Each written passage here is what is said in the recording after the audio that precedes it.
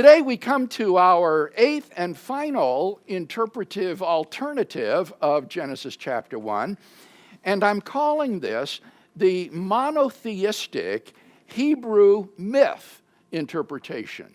The monotheistic Hebrew myth interpretation. And as a springboard for understanding this interpretation, I want to appeal to a book by a pair of evangelical scholars, Johnny Miller and John Soden, called In the Beginning, We Misunderstood, published in 2012. Now, Miller and Soden are professors at Columbia Bible College and Lancaster Bible College, both with doctorates from Dallas Theological Seminary.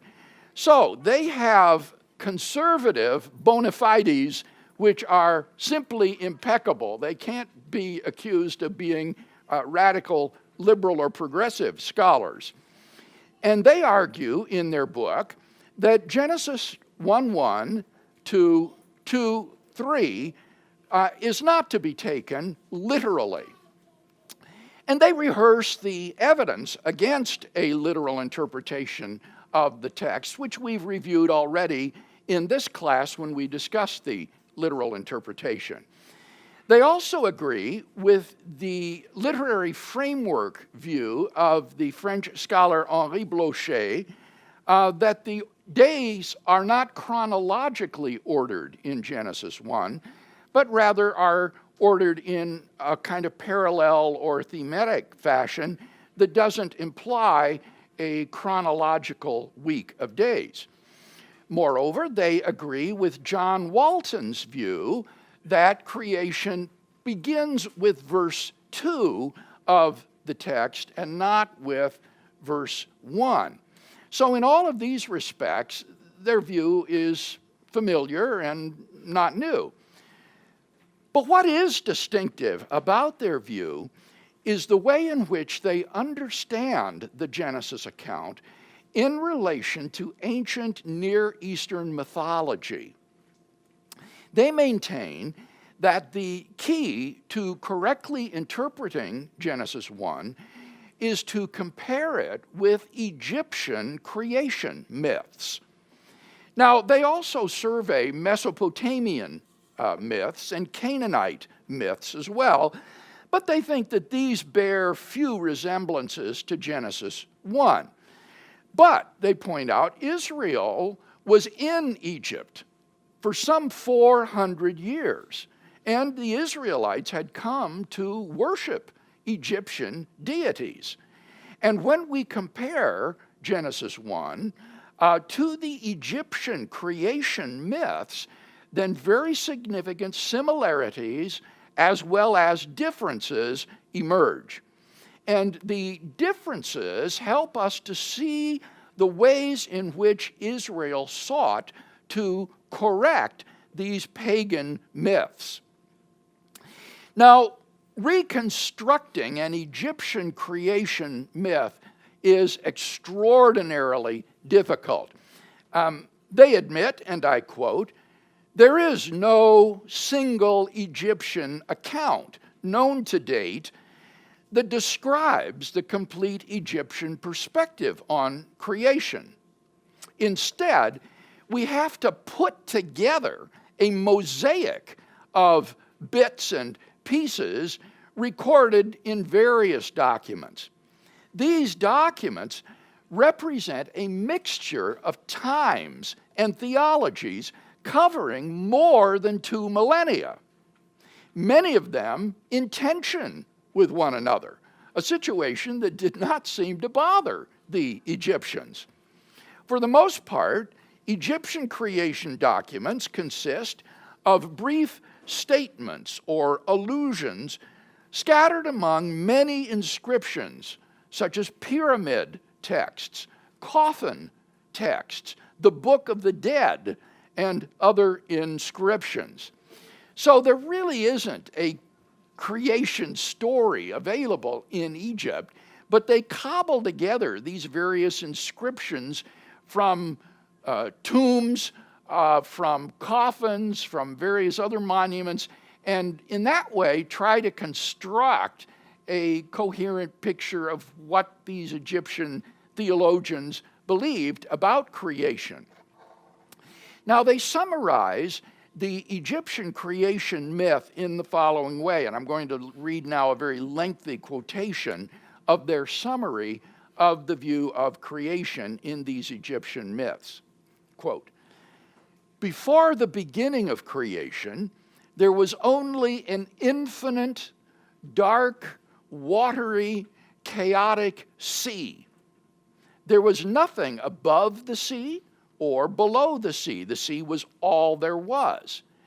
Immersed in this sea, Atum, one of the Egyptian deities, or Amun, or Re, you can take your pick, or Ptah, all different Egyptian deities. In this sea, there was immersed Atum or Re or Amun or Ptah, the creator God and the source of everything. He brought himself into existence by separating himself from the waters.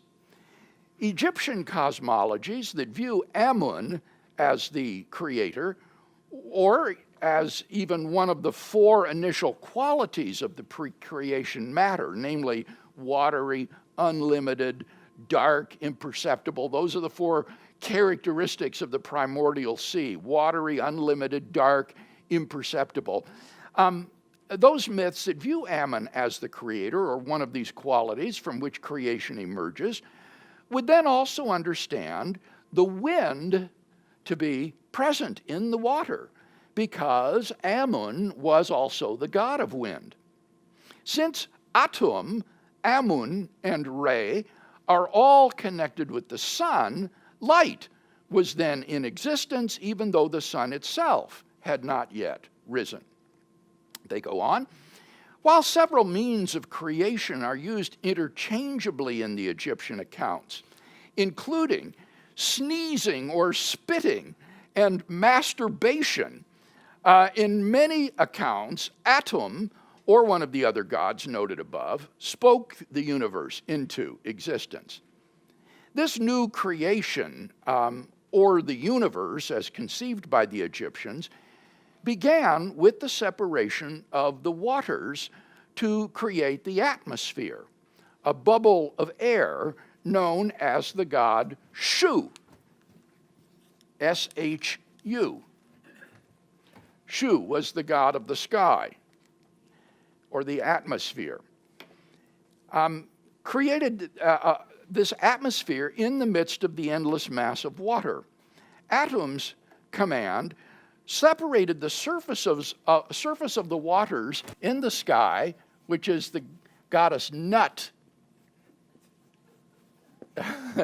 Some of you saying this, it sounds nuts. It separated the waters in the sky, Nut, from the earth, which is the god Geb.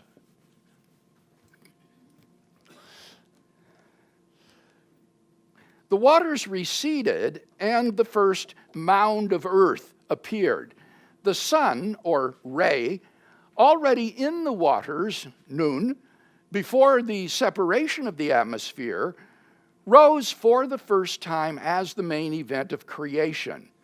And so the basic universe was formed, a bubble of light, air, earth, and sky in the continuing infinity of dark, motionless water. They go on.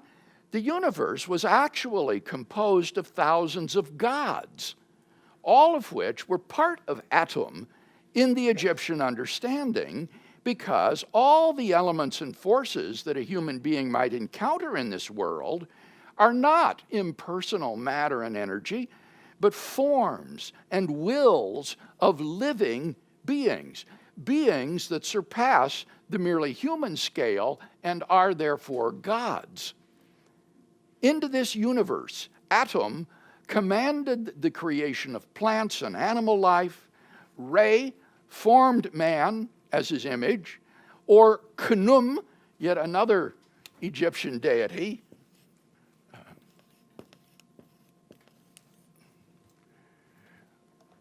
Khnum formed man on his potter's wheel with the breath of the god giving life to the image. In some accounts, man springs from the tears of the eye of Atum, the sun.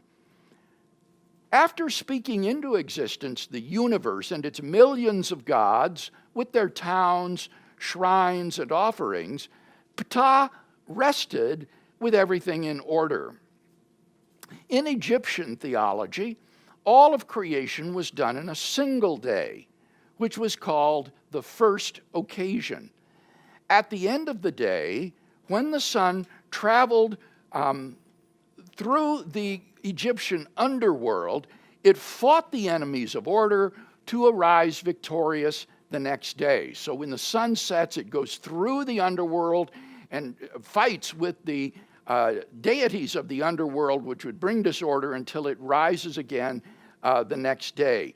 Each succeeding day reenacted the creation event.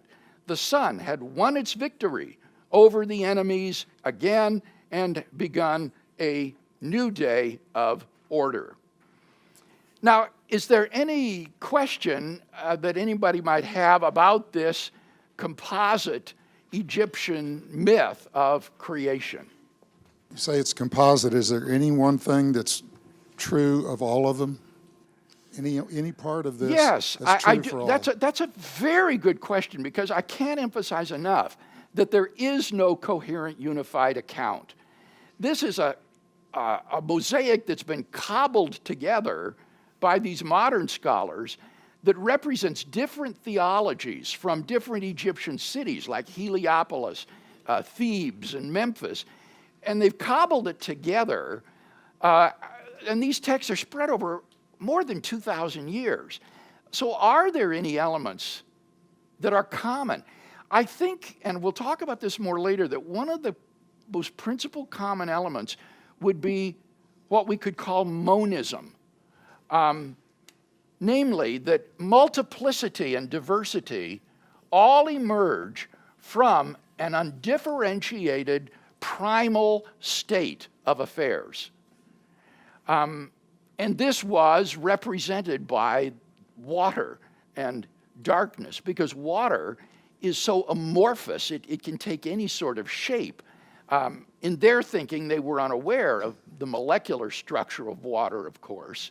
So it seemed a suitable symbol to represent this undifferentiated, absolute, primordial condition in which there were no distinct things. And what happens then is that the God brings himself into existence out of this state. It's not that he's uncreated. I looked at the text to see, well, maybe they think he just came into being uncaused. No, the texts say he created himself. So that would seem to be a common element to all of these. And then, of course, polytheism. This is really, or these myths are more theogonies than cosmogonies. A cosmogony, as you can see from the word cosmos,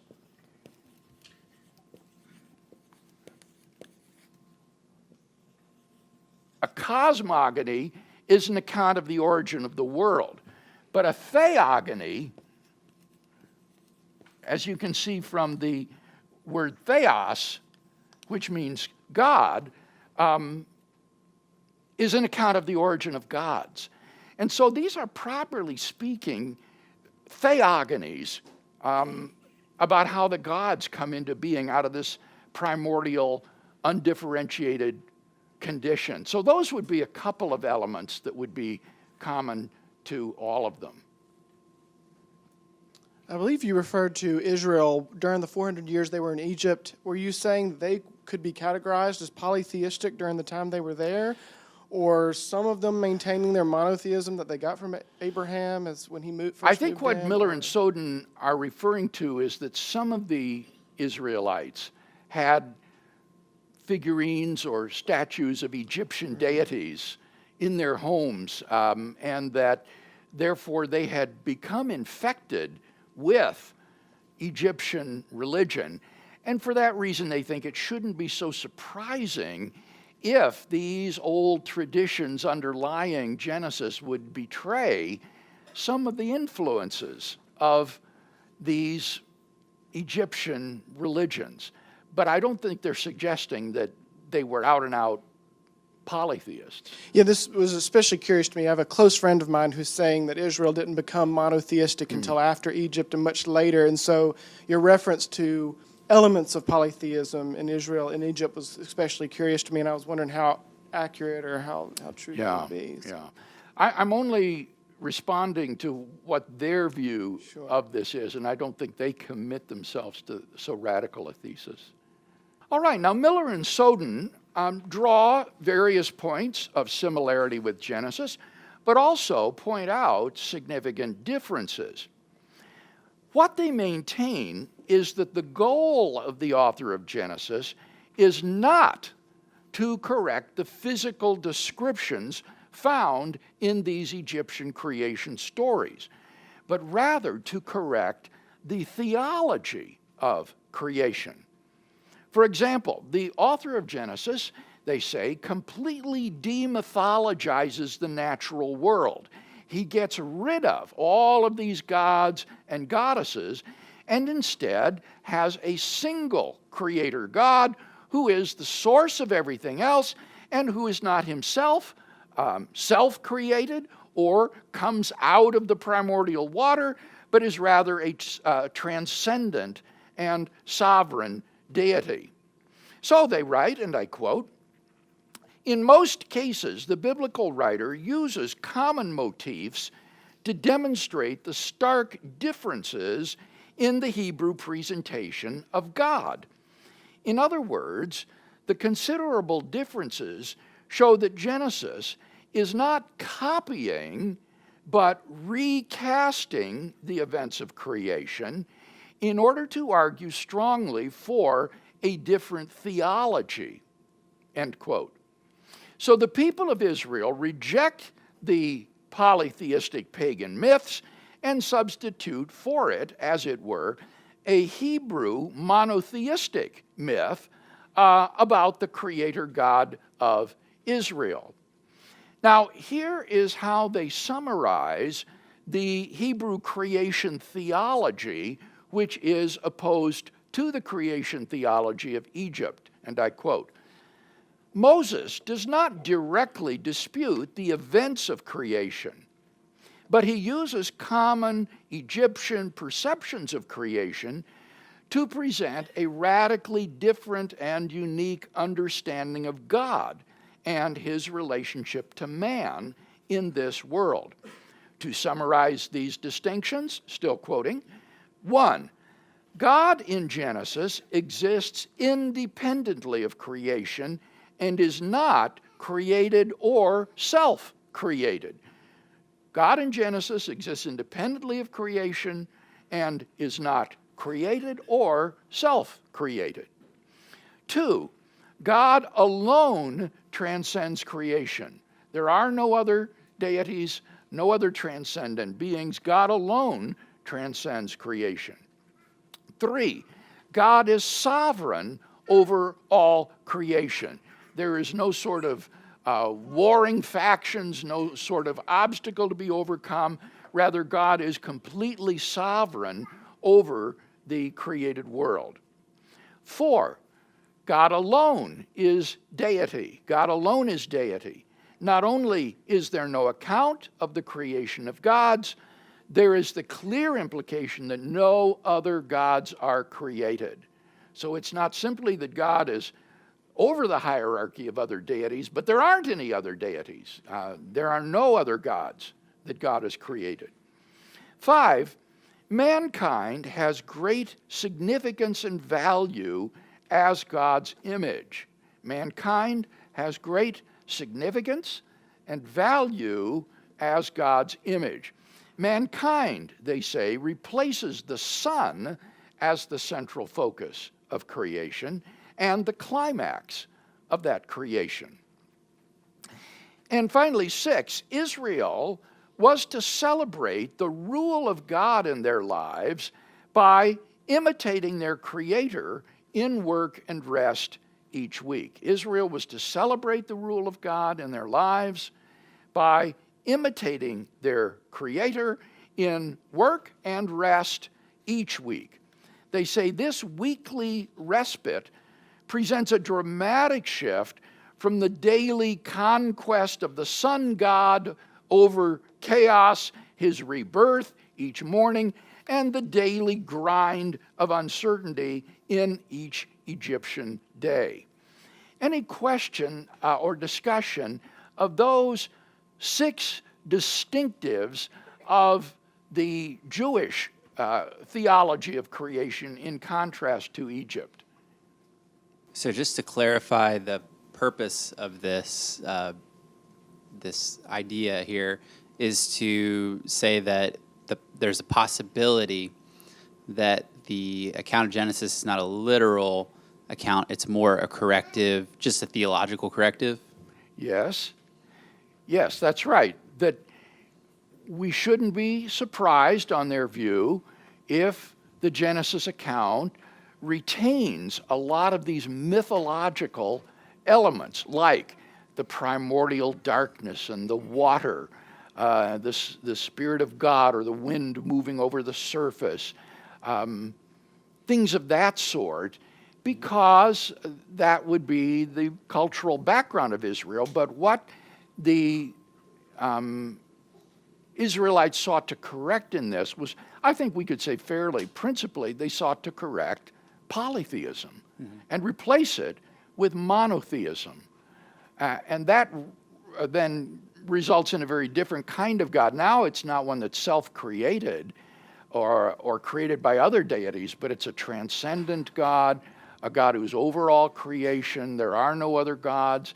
The substitution of monotheism for polytheism represents a very radical break with these pagan myths.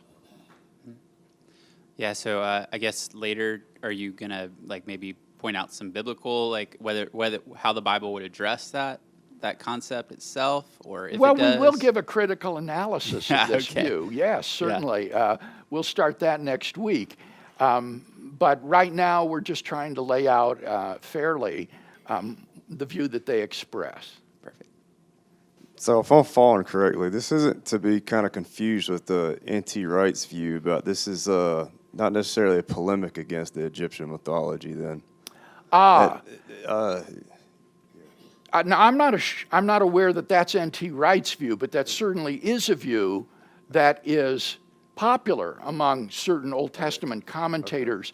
I think, for example, of Gerhard Hassel, who published a widely quoted article many years ago in which he argues that you can see the influence of Mesopotamian or Egyptian mythology in the creation account, but the creation account in Genesis is meant, as you just said, to be a polemic against these views. So they reflect them in terms of their opposition to them, rather than adopting certain motifs. And that doesn't seem to be Miller and Soden's view. They would agree that there is this radical departure from polytheism and the substitution of monotheism. But they seem to be more blasé about leaving in place these other mythological aspects of the creation story, so long as the theology is corrected. And so it's related. Both of those views, Hassel's as well as theirs, would see that this should be read against this background, the cultural background of pagan mythology of Mesopotamian Egypt. But the one sees it more as a reaction to it, whereas I think it's not unfair to say that on their view, it assimilates a lot of it, but radically departs from it in its monotheism. And that's why I called this view, and this is my own label, this is not their label, my own label, I called it Hebrew monotheistic myth. To clarify for me, are we saying then that the understanding of who God is in the creation, although it was not fully understood by mankind going back to Abraham and so forth, when they went into Egypt, they were influenced by the Egyptian religion and incorporated perhaps a lot of the beliefs of the Egyptian people. Mm-hmm. And when Moses or whomever wrote Genesis, it was really to kind of acknowledge where they had picked up these concepts, but then to clarify or correct or redirect the thinking into a more accurate, as they understand that was revealed by God, of the actual creation story? Well, almost, Cindy. That was a very beautiful summary. I would say, except for the last couple of words, that it was meant to correct the concept of God in these accounts. Okay, thank you. Uh-huh. Matt? So you said they think that verse 2 is the start of creation. Does that mean they would hold that verse 1 as the title? I take it of that the that's creation right. account? That Okay. we talked about this before. Many scholars think that verse 1, in the beginning, God created the heavens and the earth, is not the first event of the creation. Rather, it's a sort of title of the chapter, much as you might have in a study Bible where it would have the title of the chapter. And that seems to be Miller and Soden's view. I argued against that in an earlier class, but this is their view. So for them, and that's important because you see, if you say that view, the title view, then that makes Genesis look a little more like these Egyptian stories. Where do they begin? They begin with the primordial, watery darkness. And Miller and Soden are not unwilling to call this chaos even. That Genesis begins with a state of chaos. And that is more plausible if you excise verse 1 and make it just a summary or a title. Yes, Ben. I was wondering what you thought of the idea that monotheism would have predated polytheism, and if that it's possible that Moses used source material in giving us the creation account so that he may not have been the actual originator of the story, in which case the Genesis story would predate Mesopotamia and even Egypt possibly, and then that would make this whole idea more of a something God did in advance of knowing that people would go this direction as opposed to responding to it directly. I'm not sufficiently expert in the history of religions to be able to speak to that, Ben, as to how far back a kind of primitive monotheism reaches. Certainly some people have defended such a view. But I do think we need to be very open to the idea that what we have in Genesis embodies very old traditions that go far back in advance of the Exodus. Nobody really knows the date of the composition of the Pentateuch or the time that Genesis was reduced to writing or how far back the oral traditions go. It's really conjecture. So any conclusions that are founded on giving firm dates to those sorts of things, I think are rendered more uncertain by that. If I can channel my inner Van Inwagen for a moment, I'll say the idea of a chaos is just unintelligible to me. You need to understand Jonathan's background for this question. Peter Van Inwagen is infamous, he's a Christian philosopher, for saying of views that he wants to criticize or disagree with, I just don't understand what you're saying. And in Van Inwagen's hands, this is a devastating critique because you would think that an intelligent and informed person would understand the view. And so when he says, I don't understand it, this is a way of saying your view is unintelligible. Yeah. And you're saying that's the case with chaos. Yeah, I have no idea what's being... And can you explain yourself as to why you find that You're difficult talking to about understand? there being, for example, an infinite amount of water, or Yeah. just water, but there's going to be empty space, a quantum vacuum, things like that. Yeah, I agree with you in large measure, Jonathan. And it is a source of irritation to me the way Old Testament scholars who are untrained in either science or philosophy throw around the word chaos. I'm going to argue later on that the state of affairs described in Genesis 1 verse 2 is anything but a chaos. A chaos is an utterly lawless state in which anything can happen. And that is clearly not the state of the earth in Genesis 1:2. I think it could be used to describe these Egyptian myths if we take water and darkness to be merely symbols or representations, not literal, of this primordial, undifferentiated, monistic state. All right, let me wrap up here then with a summary. The force of the title of Miller and Soden's book, In the Beginning We Misunderstood, seems to be that we have misunderstood the type of literature that Genesis is. Their book raises the question whether Genesis is not also of the genre of myth, as are the Egyptian accounts of creation. The difference between them lies not in their literary genre, but rather in their theology. In contrast to the polytheistic Egyptian myths, Genesis is a monotheistic Hebrew myth. So that will be the view that we will then begin to assess when we meet next week. Let's close with a word of prayer.